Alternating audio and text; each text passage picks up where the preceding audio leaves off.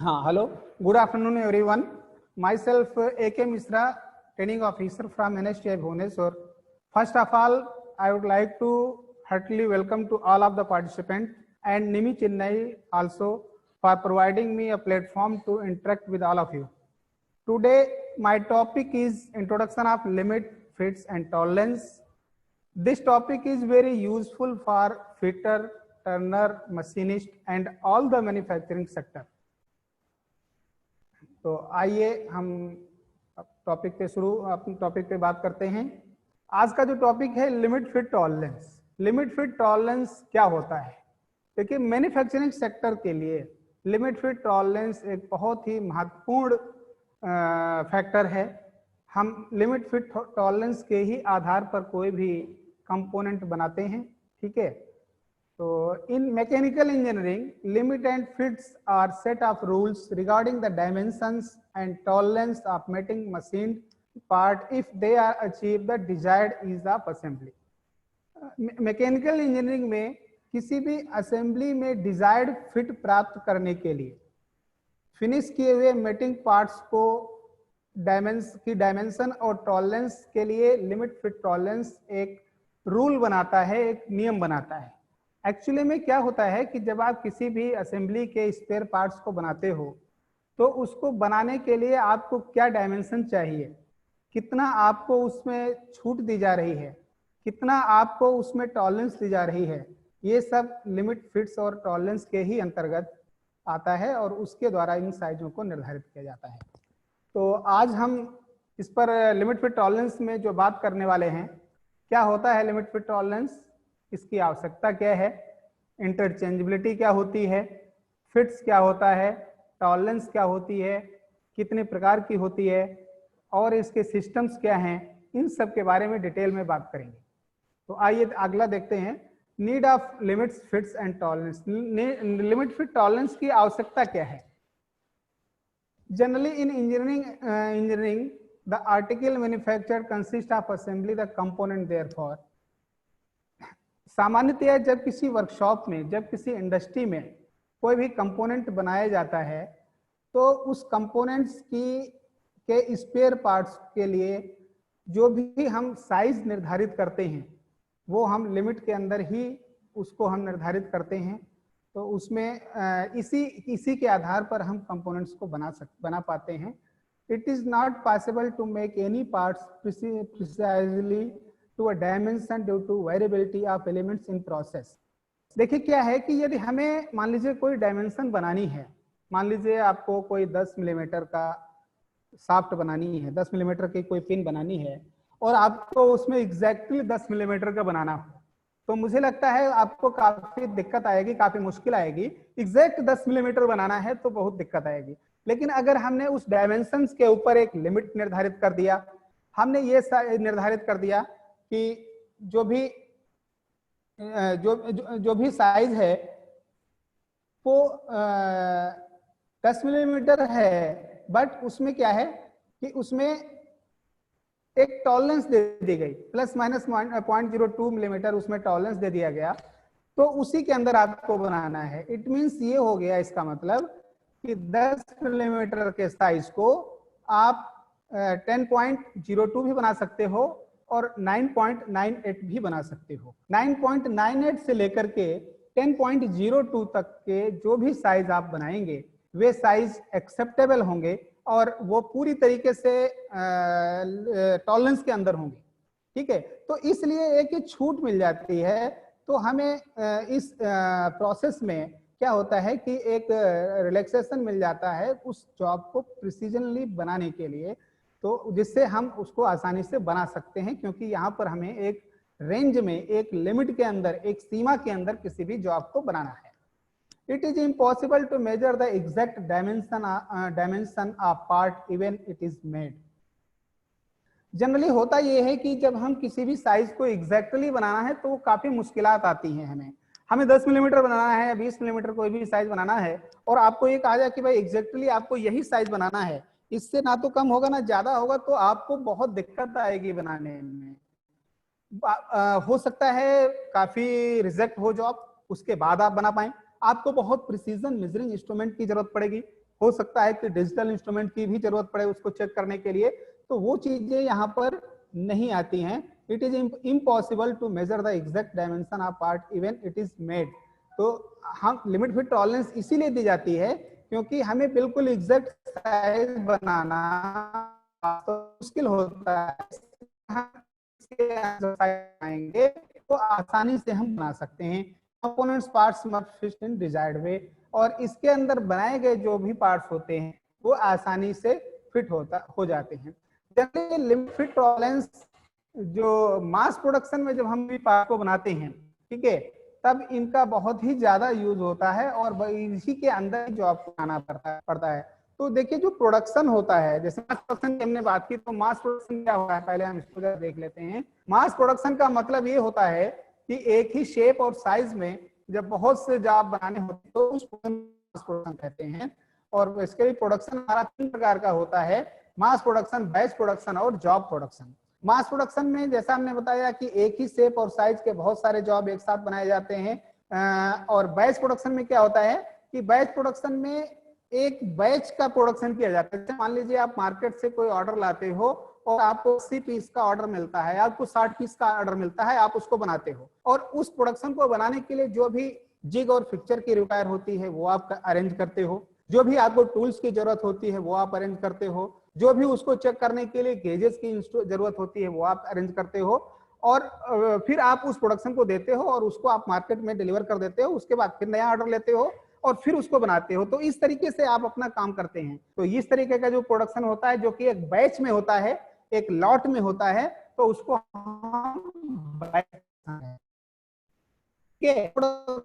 Job production में क्या होता है कि हमें इंडिविजुअल एक ही प्रोडक्शन करना है, ठीक है, और उस प्रोडक्शन को करने के लिए पूरी इंडस्ट्री लगी होती है। जैसे एचएएल में क्या होता है कि एयरक्राफ्ट बनता है, ठीक है, अब पता लगा एयरक्राफ्ट बन रहा है, लेकिन उस एक एयरक्राफ्ट को बनाने के लिए पूरी फैक्ट्री लगी हुई है, पूरी फैक्ट्री के डिफरेंट सेक्शन काम कर रहे हैं और उसके सभी स्पेयर पार्ट वो सब बना रहे हैं, अलग अलग बना रहे हैं, ठीक है। तो इस तरीके का जो भी प्रोडक्शन होता है वो जॉब प्रोडक्शन कहलाता है।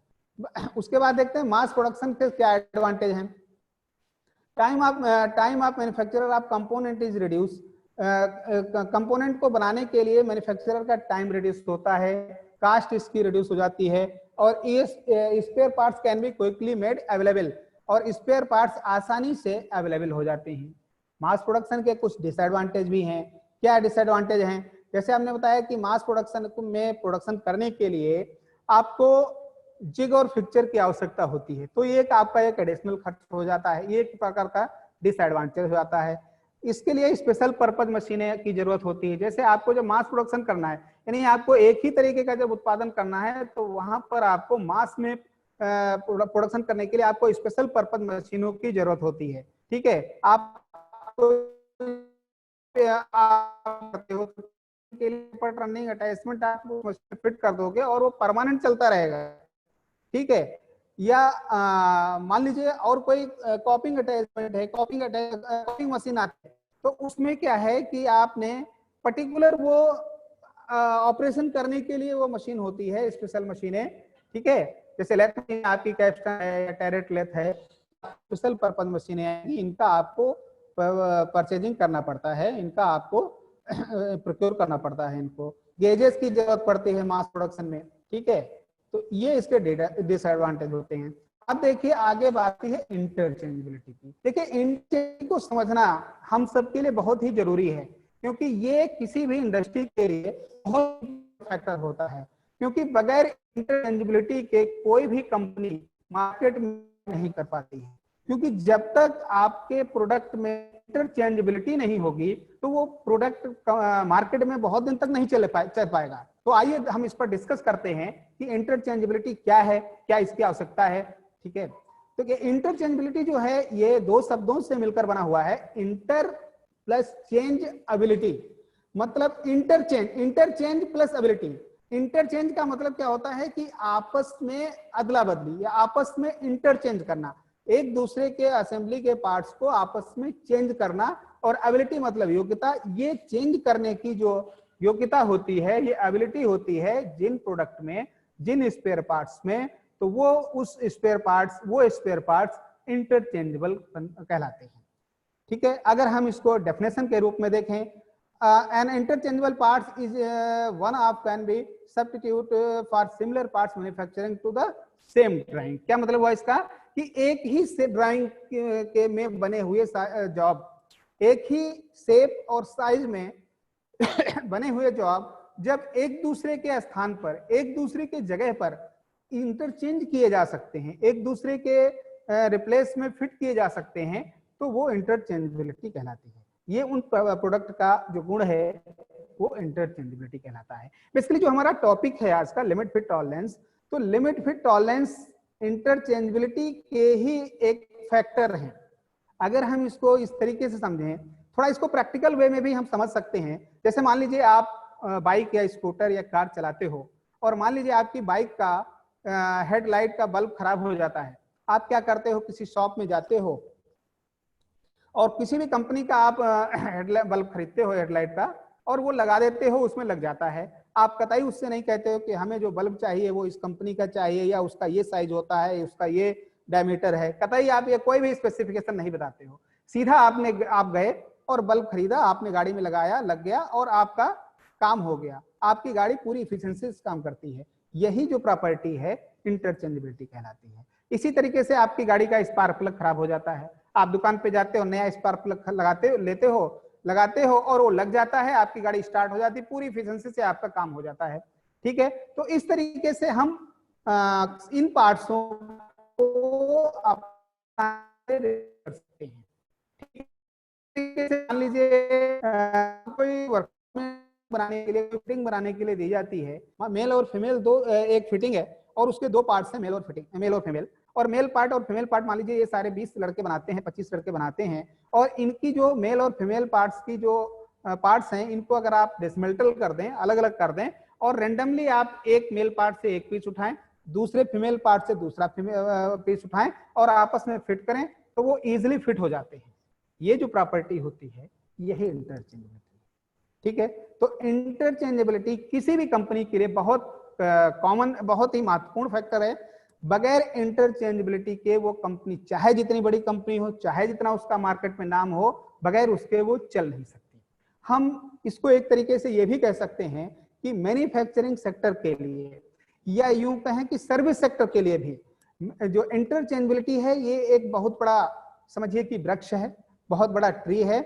और लिमिट फिट टॉलरेंस, ठीक है, ये सब उसके उस वृक्ष की शाखाएं हैं, स्टेम है, ब्रांचेज हैं और पत्तियां हैं, ये सब चीजें हैं। तो अगर कोई वृक्ष है, मान लीजिए उसका शाखाएं सूख जाती हैं, पत्तियां सूख जाती हैं, तो वृक्ष का अस्तित्व ही क्या रहेगा। कोई भी पेड़ है, उसमें तना नहीं है, उसमें शाखाएं नहीं है, उसमें पत्तियां नहीं है, तो उस वृक्ष का क्या अपना अस्तित्व है, कोई अस्तित्व नहीं है। ठीक है, उसी प्रकार से इंटरचेंजेबिलिटी और लिमिट फिट टॉलरेंस का रिलेशन होता है, क्योंकि इंटरचेंजेबिलिटी को प्राप्त करने के लिए आपको जॉब, आप अपने जॉब को लिमिट और फिट और टॉलरेंस के अंदर ही बनाना पड़ेगा, तभी आप उसको प्राप्त कर सकते हैं। तो ये बहुत ही कॉमन चीज है। तो देखिए, आइए इसके एडवांटेज क्या है इंटरचेंजेबिलिटी के। इंटरचेंजेबिलिटी जब किसी भी कंपोनेंट्स में होती है तो हम रिप्लेसमेंट कर सकते हैं उसका, जैसा कि मैंने आपको बताया कि आसानी से फ्रीली आप उन पार्ट्स को रिप्लेस कर सकते हो। ठीक है, बगैर कोई रीवर्क किए हुए, बगैर उन पार्ट्स में मशीनिंग किए हुए, फाइलिंग किए हुए, आप उनको आसानी से रिप्लेस कर सकते हो। ठीक है, आपको कुछ करना नहीं है। इजी असेंबल, आसानी से वे पार्ट्स असेंबल हो जाते हैं। ठीक है, रिपेयरिंग आसानी से हो जाती, easier repair of existing devices. जो ये पार्ट्स होते हैं किसी भी आर्टिकल के, चाहे वो स्कूटर हो हमारा, चाहे बाइक हो या कोई मशीनरी हो, उसके जो स्पेयर उनको हम चेंज कर सकते हैं।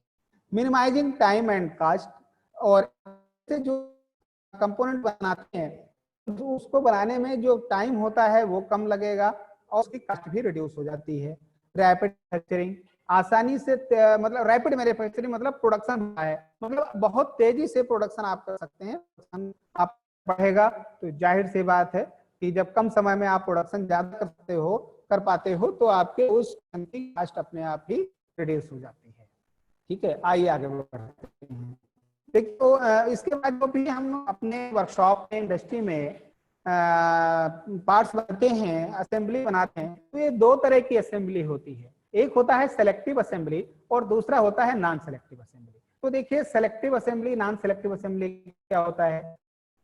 नॉन सेलेक्टिव असेंबली वो होता है जब किसी असेंबली के स्पेयर पार्ट इंटरचेंजेबल बने, मतलब रेंडमली आपने कोई भी मेल पार्ट या फीमेल पार्ट या कोई भी शाफ्ट उठाया और रेंडमली कोई भी आपने कोई बुश उठाया या कोई पुली या कोई हब लिया और उसमें आपने फिट किया, वो फिट हो जाते हैं। ठीक है, आपने कोई पर्टिकुलर सिलेक्शन नहीं किया है। ठीक है, तो इस प्रकार की जो असेंबली होती है वो नॉन सेलेक्टिव असेंबली होती है। जैसे मान लीजिए कोई बॉटल है, ठीक है, अब उस बॉटल पे जो कैप लगा हुआ है, सेम साइज की जो बॉटल, आप 20 बॉटल लीजिए और उसकी कैप लीजिए और उन कैप को आप अलग कर दीजिए, बॉटल को आप अलग कर दीजिए, फिर आप कोई भी रेंडमली कैप उठाइए, बॉटल में लगाइए और वो फिट हो जाता है।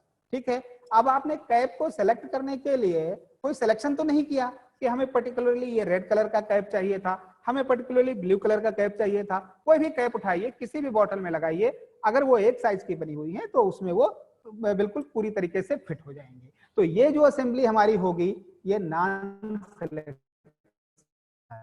मतलब आपने इस असेंबली को प्राप्त करने के लिए, इस असेंबली को अचीव करने के लिए आपने कोई सिलेक्शन नहीं किया है, पर्टिकुलर आपने कोई पार्ट सेलेक्ट नहीं किया है। और इसके रिवर्स क्या है, सेलेक्टिव असेंबली क्या होगी कि अगर आप पर्टिकुलर कोई असेंबली के जो स्पेयर पार्ट्स हैं, ठीक है, वे पहली बात तो वे इंटरचेंजेबल नहीं होते हैं और उनमें उन पार्ट्स को फिट करने के लिए पर्टिकुलर आप अगर सिलेक्शन करते हो, पर्टिकुलर आप एक पार्ट्स उठाते हो, आपस में उसमें फिट करते हो और वो भी जो पार्ट्स होगा आपका मेल और फीमेल, वो एकदम उसी पार्ट्स में फिट हो पाएंगे, वे दूसरे असेंबली में नहीं फिट हो सकते हैं।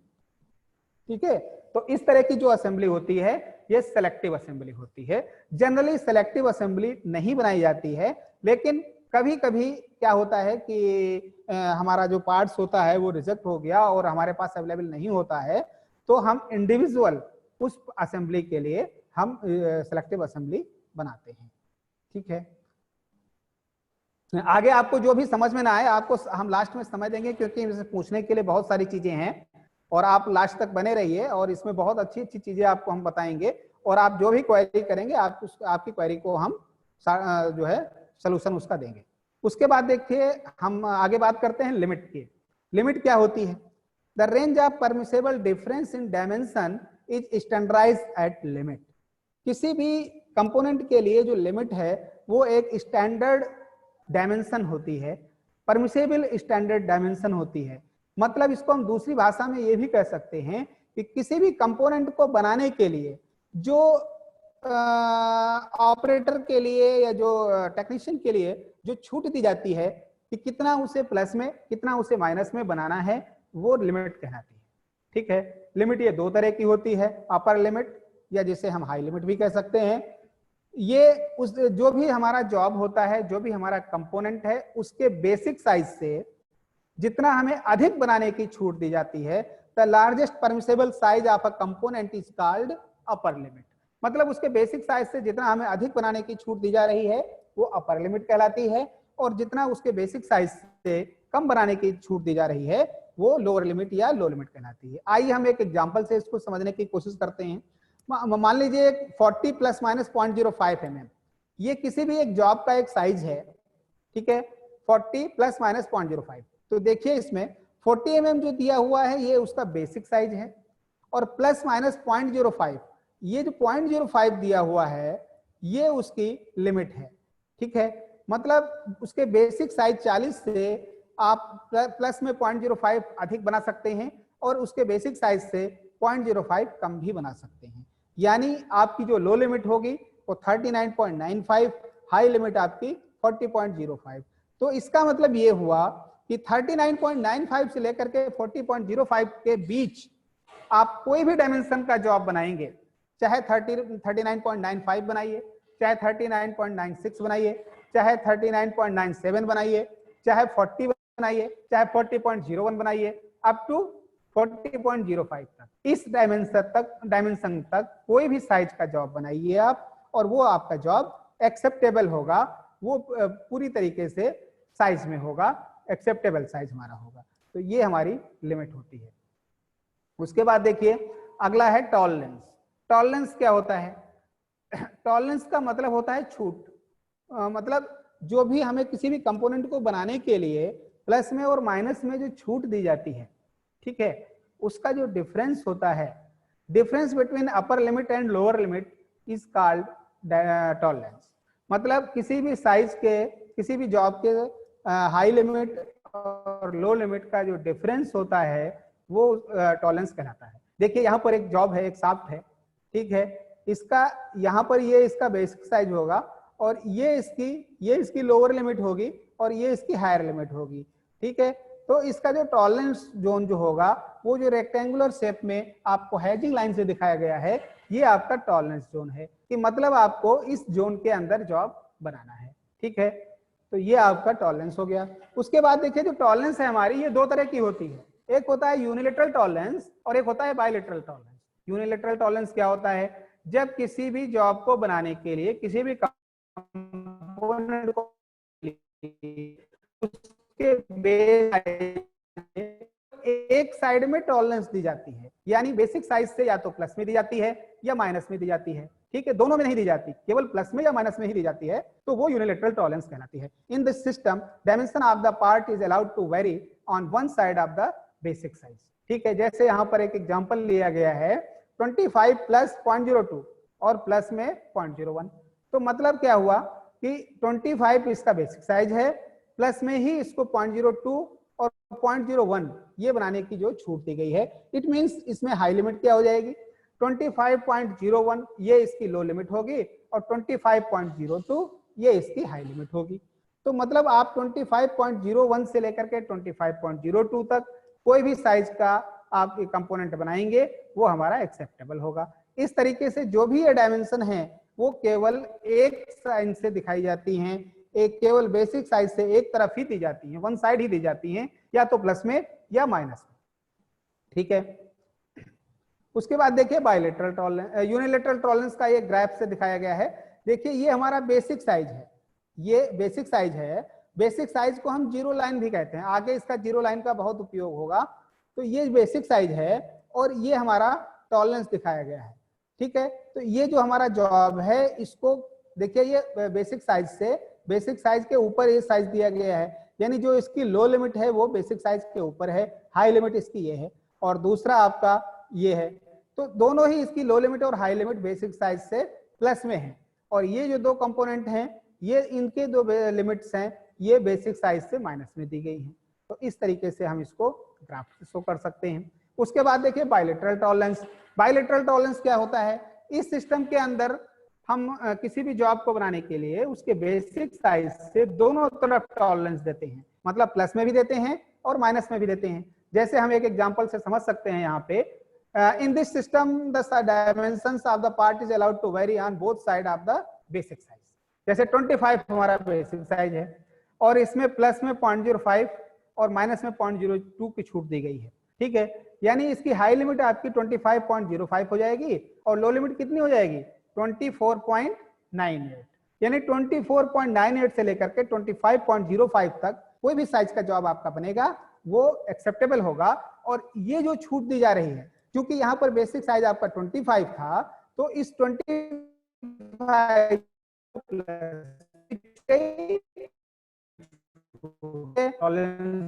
आप ग्राफ में इस तरीके से देख सकते हो। ये आपकी जो डॉटेड में दिखाई गई ये बेसिक साइज है, ये लाइन भी आप कह सकते हो इसको, और इसकी जो हाई लिमिट है, और इसकी जो हाई लिमिट, ये हाई लिमिट आपकी प्लस में है और लो लिमिट इसकी माइनस, ठीक है। तो ये बेसिक साइज से दोनों तरफ इसमें छूट दी जाती है। उसके बाद देखिए आगे हम बात करते हैं अलाउंस की। अलाउंस क्या होता है? देखिए अभी तक आपने जो लिमिट और टॉलरेंस देखा ये तो हम इंडिविजुअल पार्ट के ऊपर देते हैं, लेकिन जो अलाउंस होता है हमारा, अलाउंस हमारा किसी भी फिटिंग में दिया जाता है। जब हम कोई असेंबली बनाते हैं तो उसके दो पार्ट होते हैं, एक होल होता है, एक शाफ्ट होता है, या एक मेल पार्ट होता है, एक फीमेल पार्ट होता है। तो जो अलाउंस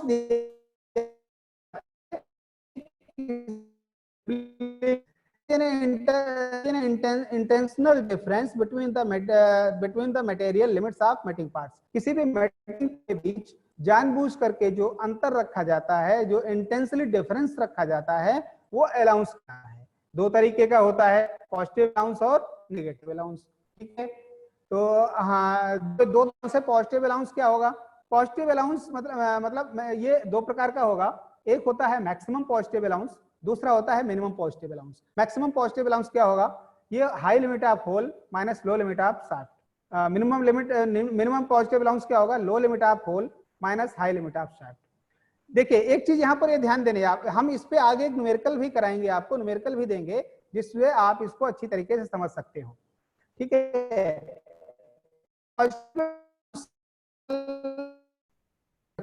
फिट में दिया जाता है, ये ध्यान रखिए। बेसिकली जो हम अलाउंस देते हैं, पॉजिटिव अलाउंस हो चाहे नेगेटिव अलाउंस हो, ये हम डिजायर्ड फिट प्राप्त करने के लिए देते हैं। ठीक है, तो पॉजिटिव अलाउंस केवल क्लियरेंस फिट में दिया जाता है और जो नेगेटिव अलाउंस होता है वो इंटरफेरेंस फिट में दिया जाता है।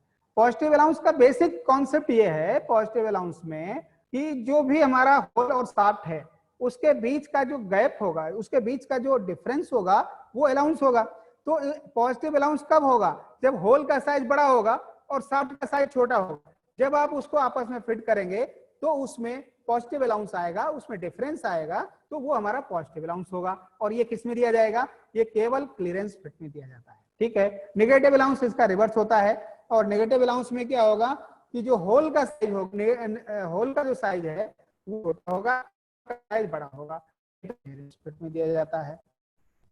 ठीक, और बेसिकली जब हम अलाउंस निकालते हैं तो दो अलाउंस निकालने पड़ते हैं। एक हम जैसे पॉजिटिव अलाउंस निकला तो पॉजिटिव अलाउंस में मैक्सिमम पॉजिटिव अलाउंस आपको निकालना है और मिनिमम पॉजिटिव अलाउंस निकालना है। इन केस कभी अगर ये कंडीशन आएगी, आती ही है, जैसे कि मैक्सिमम पॉजिटिव अलाउंस आपका पॉजिटिव आता है लेकिन मिनिमम पॉजिटिव अलाउंस आपका नेगेटिव आता है, तो उस कंडीशन में फिट कौन सा होता है? उस कंडीशन में आपका ट्रांजिशन फिट होता है। ठीक है, लेकिन जब पॉजिटिव अलाउंस में मैक्सिमम पॉजिटिव अलाउंस और मिनिमम पॉजिटिव अलाउंस दोनों ही पॉजिटिव आते हैं तो क्लियरेंस फिट होगा।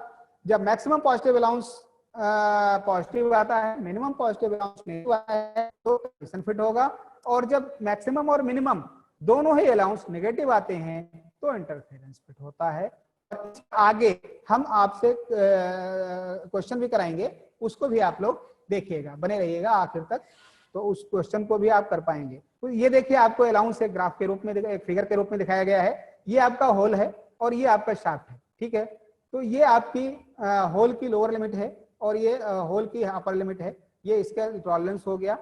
ठीक है, और ये आपका शाफ्ट है, शाफ्ट की ये लोअर लिमिट और ये आपकी अपर लिमिट। ठीक है, जब इस होल के अंदर शाफ्ट को आप फिट करेंगे तो ये जो अंतर है यहाँ पे होल की लो लिमिट और शाफ्ट की अपर लिमिट के बीच जो डिफरेंस है ना, यही आपका अलाउंस है। ठीक है, उसके बाद देखिए आगे हम बात करते हैं फिट की। फिट क्या है? फिट बेसिकली जब आप किसी भी दो पार्ट को या किसी भी असेंबली में होल और शाफ्ट को या मेल और फीमेल पार्ट को जब आप आपस में फिट करते हो तो उस पार्ट्स के बीच में क्या रिलेशन होता है, क्या रिलेशनशिप डेवलप होती है, उसी को हम फिट कहते हैं। क्या रिलेशनशिप से क्या मतलब है यहाँ पे कि मतलब होल के अंदर सॉफ्ट किस तरीके से फिट हो रहा है, क्या बहुत क्लियरली फिट हो रहा है, उसमें क्लियरेंस है, ठीक है, या बहुत टाइट फिट हो रहा है, या बहुत लूज है, या कम लूज है, स्लाइड है, या हल्का सा आपको फोर्स लगाना पड़ रहा है, किस तरीके से फिट हो रहा है, उसी को हम रिलेशन बोलते हैं। ठीक है, तो आपका मेल पार्ट फीमेल पार्ट के अंदर किस तरीके से फिट हो रहा है, वो on the basis of positive, negative and zero value of the clearance fit, and clearance fits are classified as follows. On the basis of positive, negative and zero value of clearance are classified as follows. मतलब जो clearance होता है उसके आधार पर हम इन fits को classify करते हैं। ये तीन तरीके के फिट होते हैं। तीन तरह के फिट को हम क्लासिफाई कर सकते हैं आगे, क्लियरेंस फिट, ट्रांजिशन फिट और इंटरफेरेंस फिट। ठीक है, क्लियरेंस फिट क्या है? आपको पीछे बताया कि इसमें हमेशा पॉजिटिव अलाउंस होता है और ये कई प्रकार के फिट होंगे। इसमें जो होल का साइज होगा वो बड़ा होगा और शाफ्ट का जो साइज होगा वो छोटा होगा, ठीक है। और उनको जब आपस में फिट करेंगे तो क्लियरेंस फिट आता है। इंटरफेरेंस फिट क्या होगा? इंटरफेरेंस फिट आपका, इसमें इंटरफेरेंस का मतलब क्या होता है? इंटरफेरेंस का मतलब होता है, इंटरफेरेंस का मतलब व्यवधान, ऑब्स्ट्रक्शन, रुकावट। मतलब जब आप किसी मेल पार्ट को फीमेल पार्ट के अंदर या किसी शाफ्ट को होल के अंदर जब आप फिट करते हो तो उसमें ऑब्स्ट्रक्शन पैदा होता है, उसमें इंटरफेरेंस आता है, उसमें व्यवधान पैदा होता है, तो हम बोलते हैं कि इसमें इंटरफेरेंस फिट है। मतलब वो आसानी से नहीं फिट हो सकते हैं। जैसे क्लियरेंस फिट में था कि होल के अंदर जब आप शाफ्ट को फिट करेंगे ना तो आप वो आसानी से फिट हो सकते हैं, उसमें किसी भी मशीनिंग की आवश्यकता नहीं है, उसमें किसी भी एक्सटर्नल फोर्स की आवश्यकता नहीं है। लेकिन इंटरफेरेंस फिट में ऐसा नहीं होता है। इंटरफेरेंस फिट में जब हम किसी भी मेल पार्ट को फीमेल पार्ट के अंदर फिट करते हैं तो उसमें ऑब्स्ट्रक्शंस पैदा होता है, ठीक है। ये 3 प्रकार का होता है, ड्राइव फिट, फोर्स फिट। क्या होता है जब हम इसको फिट करते हैं तो हल्की चोट देनी पड़ती है। और फोर्स फिट के अंदर क्या होता है कि फोर्स फिट में हमें उसको बहुत हाइड्रोलिकली प्रेशर दे करके फिट करना पड़ता है। और श्रिंकेज फिट में क्या होता है कि हमें होल को गर्म करना पड़ता है, तब हम उसको शाफ्ट को फिट कर सकते हैं। और पुश फिट में क्या होता है? पुश फिट जो होता है ये हमारा ट्रांजिशन फिट होता है, इसमें पुश फिट आता है। और इसके अंदर हम क्या करते हैं कि इसके अंदर हम ये जो फिट है हमारा वो क्लियरेंस और इंटरफेरेंस फिट के बीच का फिट है। मतलब इसमें मैक्सिमम अलाउंस आपका पॉजिटिव होगा और मिनिमम अलाउंस नेगेटिव होगा, ठीक है। यहाँ पर देखिए क्लियरेंस फिट दिखाया गया है, ये आपका होल है और ये शाफ्ट है। होल का साइज बड़ा है, होल का जो लो लिमिट है वो शाफ्ट की हाई लिमिट से अधिक है और बीच में यहाँ पे क्लियरेंस है। ये जब आप फिट करेंगे तो आसानी से फिट हो जाएगा। उसी तरीके से ये इंटरफेरेंस फिट दिखाया गया है। इंटरफेरेंस फिट में देखिए क्या है कि जो होल की हाई लिमिट है उससे आपका शाफ्ट की लो लिमिट ही ज्यादा है। मतलब शाफ्ट की जो लो लिमिट है वो आपकी होल की हाई लिमिट से ज्यादा है। तो ये जो फिट होगा आपका, ये आपका इंटरफेरेंस फिट होगा, ठीक है। और इन दोनों के बीच का जो फिट है ये आपका ट्रांजिशन फिट होगा। और इसमें क्या होगा कि इसमें ये देखिए दोनों के बीच में ये ये जो आपका ट्रांजिशन जो है ये आपका दोनों के बीच में आ रहा है, ठीक है। तो ये आपका ट्रांजिशन फिट होता है। तो जैसे आपका मान लीजिए किसी चीज को आप हाथ से पुश करके फिट करते हो, ठीक है, तो उसके बीच आपका ये जो फिट होगा वो ट्रांजिशन फिट होगा। उसके बाद हम आगे देखते हैं terminology of limit and fits. Limit और फिट्स की टर्मिनोलॉजी क्या है? देखिए ये होल दिखाया गया है और एक शाफ्ट दिखाई गई है, इसमें इसकी डायमेंशन दिखाई गई है। का मिनिमम साइज है, ये होल का मैक्सिमम साइज है, ये आपका शाफ्ट है, शाफ्ट का ये मिनिमम डायमीटर है और ये मैक्सिमम डायमीटर है, ठीक है। तो यहाँ पर आप शाफ्ट की अपर डेविएशन है और ये शाफ्ट की लोअर डेविएशन, ठीक है, और ये शाफ्ट का आपका टॉलरेंस है, ठीक है। इसी तरीके से होल में है, होल की ये अपर डेविएशन है, होल की ये लोअर डेविएशन है और ये टॉलरेंस है, ठीक है। इसको हम आगे जैसे इसमें डेविएशन वर्ड आया है इसको हम आगे समझते हैं। बेसिक साइज देखिए क्या होता है। बेसिक साइज में क्या होता है, जब किसी भी ड्राइंग में जो साइज दिया रहता है या जिस साइज के ऊपर हम लिमिट्स निर्धारित करते हैं किसी भी असेंबली को, किसी भी जॉब को बनाने के लिए, तो वो उसका साइज निर्धारित करते हैं या लिमिट प्रदान करते हैं, ठीक है। इसी बेसिक साइज को नॉमिनल साइज भी कहते हैं और यही आपकी जीरो लाइन भी होती है। उसके बाद देखिए डेविएशन क्या होता है। It is algebraic difference between actual size and basic size. ये बेसिक साइज और एक्चुअल साइज के बीच का अलजेब्रिक डिफरेंस होता है। बेसिक साइज वो होता है जो आपको बनाने को दिया जाता है और एक्चुअल साइज वो होता है जब जो आप बनाते हो तो ऑपरेटर के द्वारा फाइनल साइज बनाया जाता है, that called is actual size. उसके बाद देखिए अपर डेविएशन क्या है, between the upper limit and the basic size. ये बेसिक साइज और अपर लिमिट के बीच का अलजेब्रिक डिफरेंस होता है जिसको हम अपर डेविएशन कहते हैं, ठीक है। और लोअर डेविएशन क्या होता है, algebraic difference between the lower limit and the basic size. ये बेसिक साइज और लोअर लिमिट के बीच का अलजेब्रिक डिफरेंस होता है। फंडामेंटल डेविएशन क्या होता है, मूलभूत विचलन जिसको कहते हैं। जीरो लाइन से the deviation which is near to the zero line for the either shaft और होल। किसी भी होल या शाफ्ट में जो फंडामेंटल डेविएशन होती है उसमें कौन सी डेविएशन, लोअर डेविएशन या अपर डेविएशन, होल की या शाफ्ट की, जो जीरो लाइन से सबसे नजदीक होती है वो फंडामेंटल डेविएशन कहलाती है। ठीक है, उसके बाद देखिए ये होल बेसिस सिस्टम और सॉफ्ट बेसिस सिस्टम, इसको जरूर समझिए, अच्छे से समझिए। देखिए पूरे वर्ल्ड में जो भी असेंबली, जो भी स्पेयर पार्ट्स बनाए जाते हैं वे किसी न किसी सिस्टम पर आधारित होते हैं। ठीक है, कोई होल बेसिस सिस्टम पे आधारित होता है, कोई सॉफ्ट बेसिस सिस्टम पे आधारित होता है। तो आइए हम देखते हैं होल बेसिस सिस्टम क्या है। होल बेसिस सिस्टम के आधार पर जब हम किसी भी कंपोनेंट को बनाते हैं तो इसमें होल के साइज को हम कांस्टेंट रखते हैं। ठीक है, in the system hole is kept constant and shaft are varied, मतलब इसमें शाफ्ट के साइज में वेरिएशन दिया जाता है डिजायर्ड फिट प्राप्त करने के लिए, और होल के साइज को कांस्टेंट रखा जाता है। ठीक है, ये हमारा जो सिस्टम होता है ये होल बेसिस सिस्टम होता है।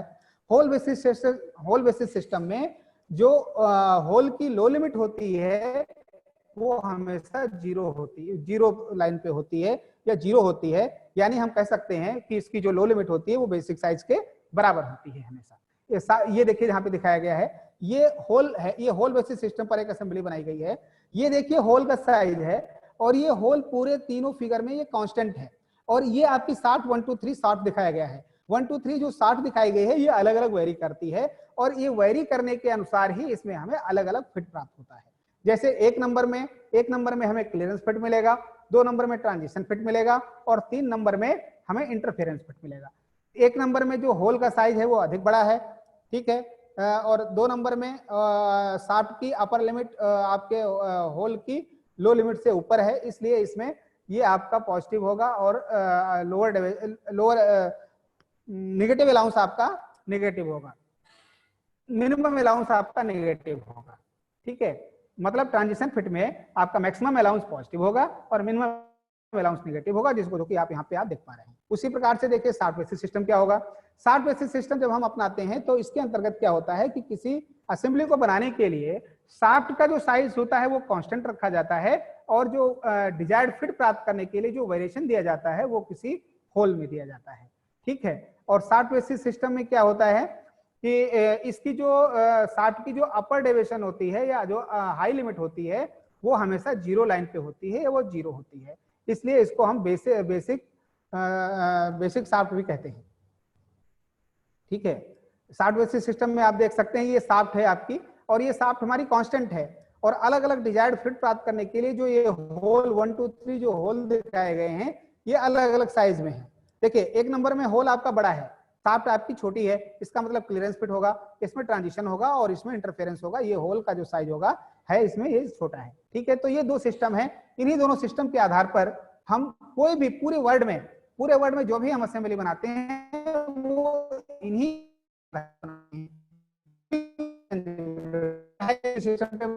चाहे आप सिस्टम में बनाएं, अपने अधिकतर होल बेसिस सिस्टम अपनाया जाता है। और इस तरीके से और बहुत सारे कंट्री हैं, जैसे इंग्लैंड है, इंग्लैंड में आपका सॉफ्ट बेसिस सिस्टम ज्यादा यूज किया जाता है। इंडिया में ज्यादातर आपका होल बेसिस सिस्टम यूज किया जाता है, लेकिन कभी कभी सॉफ्ट बेसिस सिस्टम ही यूज किया जाता है पर्टिकुलर किसी असेंबलियों में। उसके बाद देखिए ये sign of deviation as per BIS के अनुसार जो भी हम होल और सॉफ्ट में डेविएशन देते हैं, अपर डेविएशन और लोअर डेविएशन, उसके लिए एक निर्धारित साइन होता है। जैसे अपर डेविएशन ऑफ होल, इसको कैपिटल ईएस से डिनोट किया जाता है। कैपिटल ईएस का मतलब होता है इकार्ड सुपीरियर, और लोअर डेविएशन का मतलब होता है, लोअर डेविएशन को हम कैपिटल ईआई से डिनोट करते हैं, कैपिटल ईआई से डिनोट करते हैं। और ये जो ईआई है इसका मतलब होता है इकार्ड इंफीरियर। ठीक है, और शाफ्ट का जो अपर डेविएशन होता है उसको स्मॉल ईएस से डिनोट करते हैं, और जो लोअर डेविएशन है उसको स्मॉल ईआई से डिनोट करते हैं। मतलब कहने का ये है कि आप कह सकते हो कि जो शाफ्ट का साइज होता है उसको हम स्मॉल लेटर से डिनोट करते हैं, और जो होल का साइज होता है उसको हम कैपिटल लेटर से डिनोट करते हैं। फिर से देख लीजिए, यहाँ पे छूट गया है लिखना एक लोअर डेविएशन ऑफ होल, इसको हम कैपिटल ईआई से डिनोट कर रहे हैं। By the way, by mistake ये छूट गया है लिखना यहाँ पे, अपर डेविएशन ऑफ होल ये कैपिटल ईएस होता है। ठीक है, अब उसके बाद देखिए, उसके बाद types of limit and fits, types of system of limit and fits. ठीक है, types of system for limit and fits. Limit और फिट्स देने के लिए कौन कौन से सिस्टम होते हैं? ठीक है, ये 4 प्रकार के सिस्टम होते हैं। एक होता है न्यूअल सिस्टम, दूसरा है ब्रिटिश स्टैंडर्ड सिस्टम, तीसरा है इंडियन स्टैंडर्ड सिस्टम, और चौथा है आईएसओ सिस्टम। इन्हीं चारों सिस्टम पर पूरे वर्ल्ड में इन्हीं चारों सिस्टम पर कोई ना कोई फिट्स बनते हैं, इससे अलग हट करके कोई भी नहीं जाता है फिट्स आपका। कोई भी सिस्टम नहीं होता है। और आजकल ज्यादातर आईएसओ सिस्टम यूज किया जाता है, क्योंकि ये इंटरनेशनल ऑर्गेनाइजेशन सिस्टम है। और ये जब से ग्लोबलाइजेशन का शुरू मार्केट आया है, ग्लोबलाइजेशन का मतलब ये होता है कि हम इंटरनेशनल मार्केटिंग के दौर में जा रहे हैं। हम अपना सामान विदेशों में बेच रहे हैं, विदेशों का सामान हम खरीद रहे हैं, उनका प्रोडक्ट हम यूज कर रहे हैं, हमारा प्रोडक्ट विदेशों में यूज हो रहा है। तो आजकल ज्यादातर ये आईएसओ सिस्टम ज्यादा यूज हो रहा है। आइए हम थोड़ा जल्दी से इन पर बात कर लेते हैं। न्यूअल सिस्टम क्या होता है? न्यूअल सिस्टम क्या है? This system is based on hole basis system. ये जो सिस्टम होता है ये होल बेसिस सिस्टम पर आधारित होता है और इसमें 6 प्रकार के फिट होते हैं, ठीक है। और इनका जो साइज होता है वो आधा इंच से लेकर के 6 इंच तक होता है।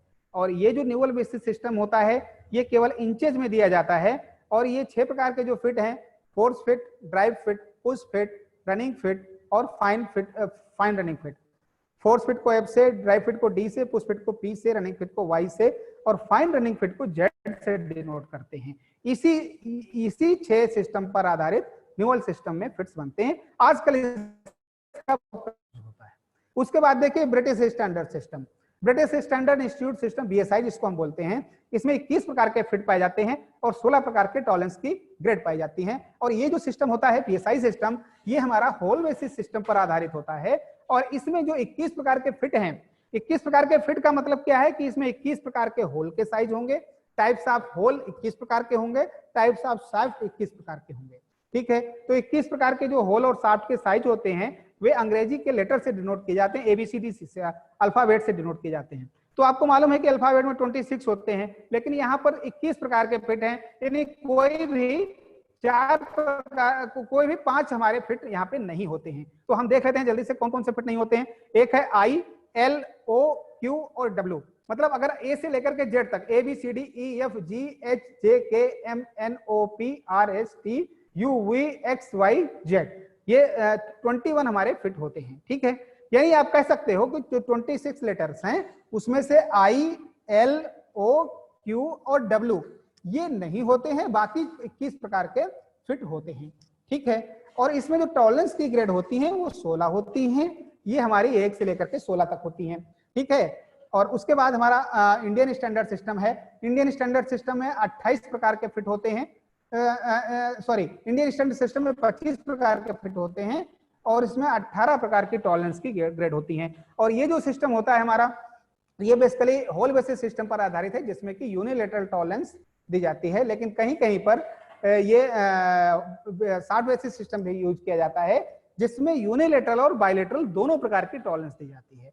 तो इसमें 25 प्रकार के फिट देखिए कौन कौन से हैं। 21 प्रकार के फिट तो जो हमारे BSI में थे वही हैं, ठीक है। और इसमें जो 21 थे वो इसमें 4 और ऐड हो जाते हैं। 4 कौन कौन से ऐड होते हैं? देखिए, एक तो हमारा JS ऐड हो जाता है, J के बाद JS आता है, JS एक एडिशनल आता है, और Z के बाद ZA, ZB और ZC, ये 4 और ऐड हो जाते हैं। बाकी हमारे टोटल ये 25 प्रकार के फिट हो जाते हैं। जो टॉलरेंस की ग्रेड हैं वो 18 प्रकार की हैं। वो कौन कौन सी हैं जल्दी से देखते हैं। इसमें 1 से लेकर के 16 तक तो हमारे BSI सिस्टम में ही थे। और इसके अलावा जो 2 और ऐड होती है वो IT0 और IT01। IT का मतलब होता है इंटरनेशनल टॉलरेंस, ठीक है। उसके बाद देखिए इंटरनेशनल स्टैंडर्ड ऑर्गेनाइजेशन में आईएसओ सिस्टम के अंतर्गत 28 प्रकार के फिट होते हैं। 28 प्रकार के कौन कौन से होते हैं ये याद रखिए आप लोग, अक्सर पूछा जाता है। 28 प्रकार के जो फिट होते हैं इसमें 25 प्रकार के तो जो BIS के अंतर्गत थे वही थे। 3 और ऐड होते हैं। वो 3 क्या हैं? CD, EF और FG, ये 3 और ऐड हो जाते हैं। और टॉलरेंस की जो ग्रेड है वो आपकी 18 प्रकार की होती है, ठीक है। तो ये इस प्रकार से 4 हमारे सिस्टम है। उसके बाद देखिए जल्दी से देखिए आईएसओ नॉमेनक्लेचर क्या होता है। जैसे देखिए कोई भी असेंबली होती है उसको हम इस तरीके से उस फिटिंग को दिखलाते हैं। कहीं कहीं पे लिखा आपने देखा होगा 35 H8 F7, 35 कैपिटल में H8 और स्मॉल लेटर में F7। तो क्या मतलब होता है इसका? 35 क्या होता है हमारा? ये बेसिक साइज होता है। H8 में देखिए H क्या होता है? ये टाइप्स ऑफ होल को दर्शाता है, ये होल के प्रकार को दर्शाता है, या हम यूं कह सकते हैं कि होल के प्रकार को दर्शाता है, कैपिटल में जो दिया हुआ है, ठीक है। और 8 क्या है? ये टॉलरेंस की ग्रेड है, यानी IT8 है यहाँ पे, ठीक है। और जो स्मॉल में F दिया हुआ है ये टाइप्स ऑफ फिट शाफ्ट को दिखाता है, मतलब जो हमारी शाफ्ट है वो किस प्रकार का उस पर फिट दिया गया है, वो F प्रकार का दिया गया है। और जो टॉलरेंस की ग्रेड है वो IT7 है, ठीक है। तो इस तरीके से दिया गया है। अब यहाँ पर देखिए एक हमने ये चीज दी है सिस्टम, ये कंपटीशन में आजकल ये बहुत चलन है कि बहुत सवाल आता है इस पे। अगर आपसे पूछा जाए कि 35H8 और F7 में 35H8 F7 ये हमारी एक असेंबली हो गई, मतलब 35 बेसिक साइज हो गया, H8 ये हमारा होल का साइज हो गया, F7 हमारा शाफ्ट का साइज हो गया, तो ये कुल मिलाकर के कंप्लीट असेंबली हो गई। और इसमें अगर पूछा जाए आपसे कि इसमें फिट कौन सा है, तो आप कैसे बताएंगे, कैसे आइडेंटिफाई करेंगे? ध्यान दीजिए आप लोग इसको जरा, कि इसमें फिट आप कैसे आइडेंटिफाई करेंगे। पहली चीज तो हम सिस्टम पहले, सबसे पहले हमें फिट जानने के लिए क्या करना पड़ेगा, हमें ये जानना पड़ेगा कि ये किस सिस्टम पर आधारित फिट बना हुआ है, ये किस सिस्टम पर आधारित हमारी ये असेंबली बनी हुई है। तो अगर उस असेंबली में, असेंबली के साइज में कैपिटल में कोई भी साइज दिया गया है, कैपिटल में H8 है या H7 है या H6 है, मतलब जो होल का प्रकार है वो H प्रकार का अगर होल है तो वो होल बेसिस सिस्टम होगा। और अगर H प्रकार का होल नहीं है, शाफ्ट आपकी H प्रकार की है, यानी स्मॉल में आपका H दिया हुआ है, तो वो शाफ्ट बेसिस सिस्टम होगा। पहले आपको ये ध्यान रखना होगा, ठीक है। तो आपने यहाँ पे देखा कि ये होल बेसिस है, और उसके बाद यहाँ पे होल बेसिस है, मतलब H आपका कांस्टेंट हो गया। अब आपको देखना पड़ेगा कि ये F क्या है, जो F स्मॉल है, मतलब ये शाफ्ट का साइज है, इसमें वेरिएशन दिया गया है, तो ये किसके अंतर्गत आएगा? आपको देखिए पीछे हमने बताया, शायद नहीं भूल गए बताना, ए से लेकर के H तक जो भी हमारे फिट होते हैं वे क्लियरेंस फिट में आते हैं। ए से लेकर के H तक वो क्लियरेंस फिट के अंतर्गत आते हैं। जो J से लेकर के N तक ये ट्रांजिशन फिट में आते हैं, और P से लेकर के Z तक ये इंटरफेरेंस फिट में आते हैं। इस चीज को आप लोग नोट करिएगा। A से लेकर के H तक ये आपके क्लियरेंस फिट में आते हैं, J से लेकर के N तक ये आपके ट्रांजिशन फिट में आते हैं, और P से लेकर के Q तक, Z तक सॉरी, ये आपके इंटरफेरेंस फिट में आते हैं। तो यहाँ पर F आया हुआ है शाफ्ट का, और ये F किस में आएगा? क्लियरेंस फिट में आएगा, इसलिए आपका एक क्लियरेंस फिट होगा। उसके बाद देखिए एक हमने न्यूमेरिकल आपको दिया है, in a limit system the following limits are specified for a hole and shaft assembly. ये 30 होल का जो साइज है 30 प्लस माइनस 0.02 और शाफ्ट का जो साइज है 30 plus minus 0.01 mm। Determine the allowance and fit. इसमें आपको अलाउंस और फिट निकालना है। तो अलाउंस निकालने के लिए आपको क्या करना पड़ेगा, समझिएगा जरा इसको। सबसे पहली बात तो आपको जो होल और शाफ्ट का साइज दिया गया है, इसकी आप पहले हाई लिमिट निकालिए, 30.02 हो जाएगी। लो लिमिट क्या हो जाएगी? 29.98 हो जाएगी। इसी ये होल का होगा, और इसी प्रकार से आपका शाफ्ट का होगा। शाफ्ट का क्या होगा? हाई लिमिट 30.01 और लो लिमिट क्या हो जाएगी? 29.99। ठीक है। अब आपको क्या करना है, यहाँ पर आपको पहले मैक्सिमम अलाउंस निकालना पड़ेगा। मैक्सिमम अलाउंस का मतलब होगा high limit of hole minus low limit of shaft. तो ये आपका जब कैलकुलेट कर देंगे तो ये आ जाएगा प्लस में 0.03 mm, यानी ये मैक्सिमम अलाउंस आपका किस में आया? ये आया प्लस में। मिनिमम अलाउंस निकालिए। मिनिमम अलाउंस आपका क्या होगा? Low limit of hole minus high limit of shaft, और ये क्या आएगा? ये माइनस में आएगा। यानी आप यहाँ पे देख पा रहे हैं अच्छी तरीके से कि जो आपने कैलकुलेशन किया है इसमें मैक्सिमम अलाउंस आपका पॉजिटिव आया है और मिनिमम अलाउंस नेगेटिव आया है। तो बच्चों आप ये ध्यान दीजिए, जब हमने आपको पहले बताया था कि जब भी कभी मैक्सिमम अलाउंस आपका पॉजिटिव आएगा और मिनिमम अलाउंस आपका नेगेटिव आएगा, तो फिट कौन सा होगा? ट्रांजिशन फिट होगा। ठीक है। तो ये हमारा ट्रांजिशन फिट ये इस तरीके से निकल आता है। ठीक है, यही आपको निकालना था, और मैक्सिमम अलाउंस निकालना था, वो आपने निकाल ही लिया। उसके बाद देखिए एक और आपको हम ये न्यूमेरिकल देते हैं। इसमें क्या है कि आइडेंटिफाई द फिट्स। इसमें आपको फिट आइडेंटिफाई करना है। ये एक असेंबली दी गई है, जैसे हमने आपको पीछे बताया है उसी तरीके से आपको एक असेंबली दी गई, आइडेंटिफाई टाइप्स ऑफ फिट। ये कौन सा फिट है? जैसे पहला है 50 कैपिटल H7D8। आप में से कोई बता सकता है, आप में से कोई हमें अगर बता सके तो हमें मैसेज कर सकता है कि इसमें कौन सी फिट है। इसमें 50 इसका बेसिक साइज है, H7 आपकी ये फंडामेंटल डेविएशन ऑफ होल है, और D8 fundamental deviation of shaft है। ठीक है। फंडामेंटल डेविएशन के अंतर्गत ही होल का प्रकार और इसकी टॉलरेंस की ग्रेड उसके अंतर्गत ही आती है। तो देखिए यहाँ पर ये हमने अभी क्या बताया था आपको इस तरह का फिट निकालने के लिए, कि अगर किसी भी असेंबली का जो होल का साइज है वो कैपिटल में दिया हुआ है, कैपिटल H है उसका, अगर कैपिटल H प्रकार का होल है यानी बेसिक होल है, ठीक है, ये हमारा बेसिक होल होगा। तो ये बेसिक होल है, तो बेसिक होल हमारा अगर H7 है, H है, तो ये हमारा होल बेसिस सिस्टम हो जाएगा। और फिर हम देखेंगे कि जो हमारा शाफ्ट का साइज है ये किसके अंतर्गत आएगा? ये D प्रकार का शाफ्ट है, तो ये हमारा A से लेकर के H तक किसके अंतर्गत आता है? क्लियरेंस फिट में आता है। तो इसके अंदर क्या हो जाएगा? ये होल बेसिस सिस्टम है और क्लियरेंस फिट है। ठीक है। और इसमें क्या है 25 कैपिटल है, 7 एफ। बच्चों आप लोग ध्यान दीजिए, इस चीज को नोट करिए कि इस तरीके के सवाल कंपटीशन में जरूर आते हैं।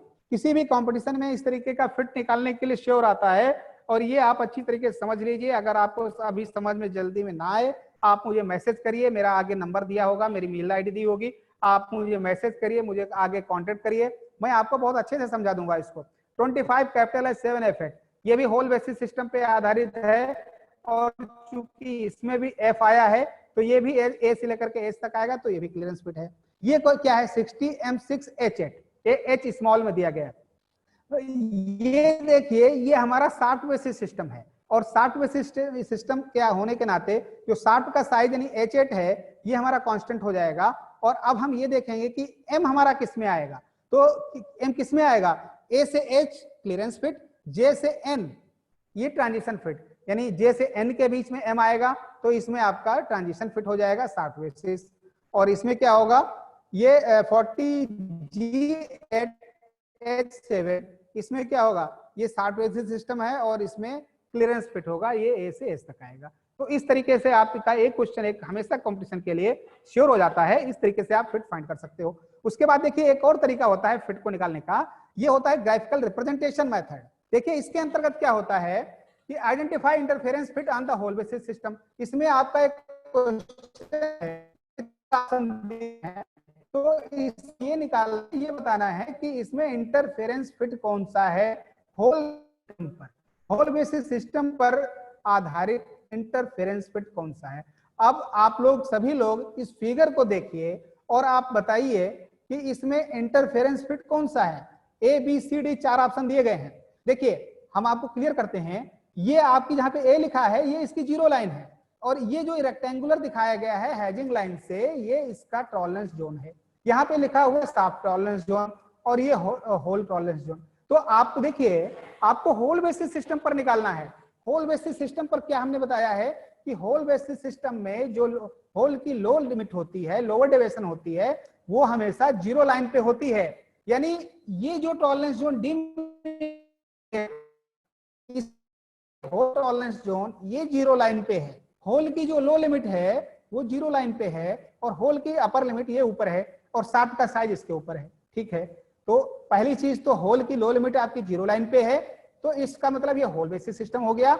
और चूंकि हमें इंटरफेरेंस फिट निकालना था, तो इंटरफेरेंस फिट में क्या होगा, 60 का साइज बड़ा होगा होल के साइज से। तो आप यहाँ पे देख पा रहे हैं कि जो 60 का टॉलरेंस जोन है वो होल के टॉलरेंस जोन से ऊपर है, यानी 60 का टॉलरेंस, 60 का आपका जो साइज है वो होल के साइज से अधिक है। तो यहाँ पर इंटरफेरेंस फिट डी होगा, यानी जो हमारा आंसर होगा वो डी होगा। इस तरह का भी क्वेश्चन आपका हर कंपटीशन में लगभग कोई ना कोई आता है, तो इसको भी आप लोग अच्छे से समझ लीजिए।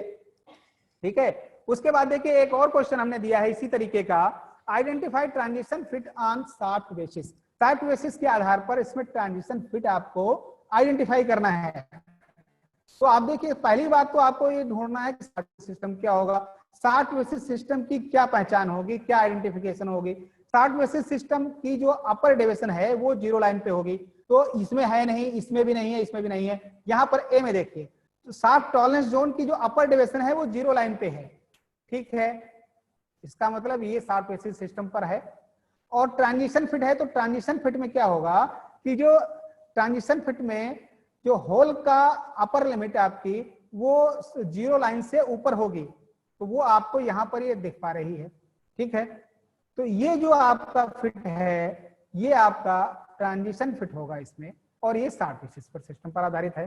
तो ये आपका जो फिट है ये शाफ्ट बेसिस सिस्टम पर आधारित फिट है। ठीक है, अब आप लोग में से जो किसी को भी, ये मेरा डिटेल है, my name is Ashok Kumar Mishra, training officer from NSTI Bhubaneswar, ये मेरा कॉन्टेक्ट नंबर है और ये मेरी मेल आईडी है। ठीक है, आप कभी भी कोई भी दिक्कत आती है कहीं पर भी, तो आप मुझे मेल कर सकते हैं, आप मुझसे कांटेक्ट कर सकते हैं, पूछ सकते हैं। ठीक है, अब आप लोग में से कोई भी किसी भी तरीके का कोई क्वेश्चन है आप मुझसे पूछ सकते हैं, आपका मोस्ट वेलकम है। मैं आपकी कोई भी क्वेरीज होगी मैं उसको शार्ट आउट करूंगा और उसका सलूशन दूंगा। आप में से कोई भी मुझे पूछ सकता है, कोई भी समस्या हो तो।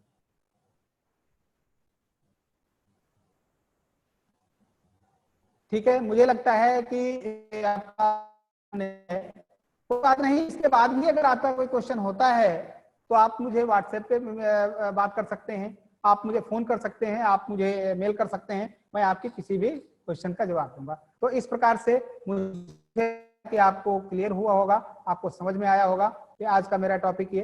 तो आप मैं इस तरीके से मेरा आज का क्लास जो और होता है, और मैं फिर अंत में आप सभी को हृदय से बहुत बहुत धन्यवाद देता हूं, बहुत बहुत आभार व्यक्त करता हूं। और साथ ही मैं निमी चेन्नई से पारुल मैडम को बहुत बहुत आभार व्यक्त करता हूं, बहुत बहुत धन्यवाद देता हूं कि उन्होंने हमें प्लेटफॉर्म दिया जिससे हम अपने विचार आप लोग के बीच शेयर कर सकें।